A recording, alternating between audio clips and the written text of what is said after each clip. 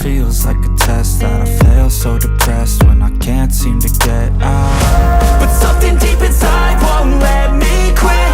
I swear that I'm inspired by all this shit.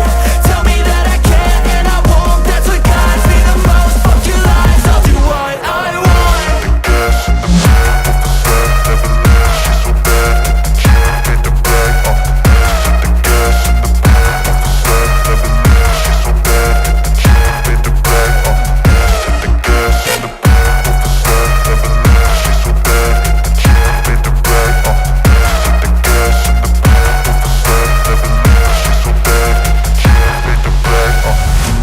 Inspired by thirst, I'm inspired by worth. I desire your worst, so you can just hide while I work. I ain't tired, you first. I'll write a second, third verse about the lies you go disperse. You never did shit, I know it hurts.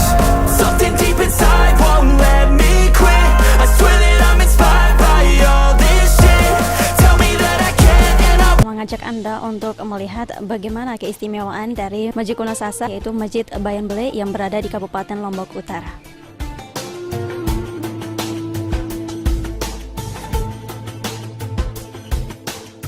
Nah, nama yang sendiri Pak Raden Palasari yang dari Balai Pelestarian Cagar Budaya Bali.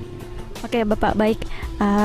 Kita akan sekarang Pak ya, kita akan mengajak pemirsa untuk melihat bagaimana Masjid Bayan Bele tersebut.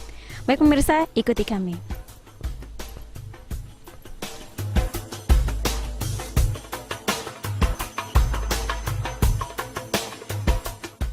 Kebetulan di dalam areal situs Masjid Kuno Bayan Bele ini sendiri terdapat 7 bangunan.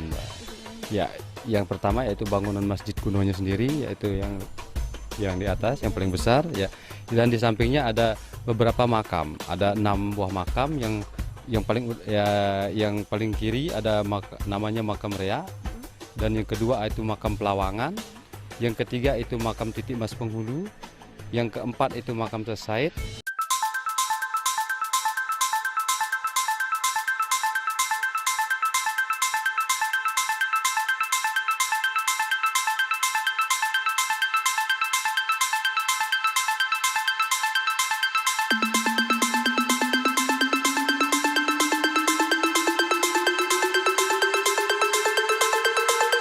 Kalau Masjid Kuno Bayan Bele ini sendiri ukurannya adalah 12 kali 10. Ya, sedangkan ada beberapa makam yang ukurannya berbeda-beda, Mbak. Ada makam Rea yang ukurannya mungkin 4 kali 7, makam Pelawangan yang ukurannya 2 kali 2, makam Penghulu ukurannya 2 kali 4, makam Said ukurannya 4 kali 12, makam Karangsalah ukurannya 2 kali 2 juga, dan makam Anyar ukurannya 6 kali 8.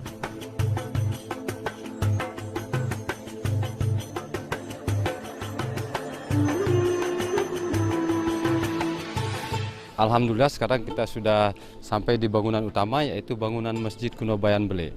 Nah, inilah bangunan Masjid Kuno Bayan Bele yang segala mungkin materialnya dibuat dari bambu. Makanya inilah keunikan dari Masjid Kuno Bayan Bele itu sendiri.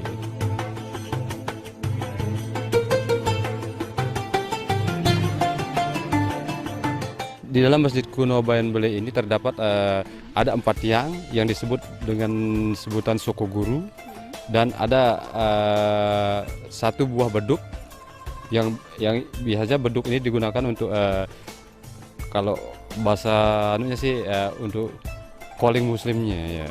Biasanya kalau ada waktu mereka selalu memukul beduk itu, dan biasanya dari sana mereka udah tahu ada waktu untuk sholat, ada waktu itu semua.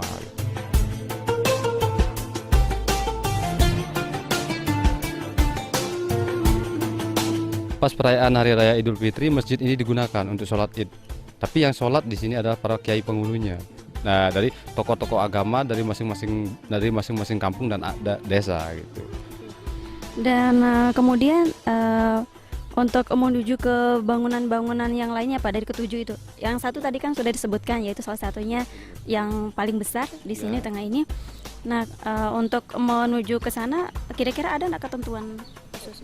Sebenarnya sih ada ketentuan-ketentuan khusus. Biasanya kalau kita menuju ke, misalnya masuk ke dalam makam atau dalam masjid itu kita harus mengikuti budaya khas suku Sasak Bayan gitu. Misalnya salah satu ketentuannya kita harus menggunakan pakaian adat, dan harus apabila kita masuk di areal makam atau areal masjid itu harus pas ada upacara-upacara tertentu.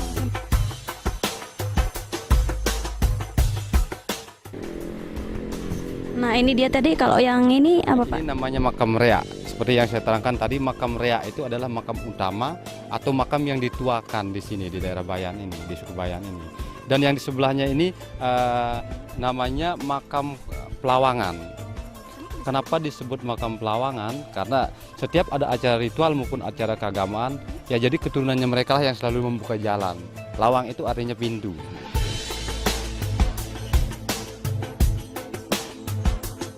Karena makam ini adalah makam ya, semua makam di dalam areal masjid kuno ini dia punya ketentuan masing-masing. Jadi kalau kita mau masuk ke daerah areal makam ataupun masjid, jadi kita harus menggunakan khas budaya suku Sasak Bayan. Jadi semacam ini, kita harus menggunakan sarung, kain lepas, dan dodot atau kemban, dan harus menggunakan sapu atau ikat kepala. Jadi Berarti karena kemarin mungkin pemirsa mereka hanya mengetahui bahwa untuk memasuki kawasan ini salah satunya masjid kuno yang paling besar di sebelah sana tadi harus memakai seperti yang Bapak sebutkan tadi, termasuk untuk memasuki makam sesaat ini juga Pak ya. Oke, baik pemirsa, mungkin kita hanya bisa melihat dari luar karena memang seperti itulah peraturan yang berlaku di masyarakat Bayan atau dari para penghulu Bayan itu sendiri. Karangsalah itu pun nama dusun, ya, kemungkinan besar kenapa dinamakan makam Karangsalah, mungkin dulu sesepuh atau tokoh agama atau tokoh masyarakat yang diutus untuk menerima ajaran Islam ke milik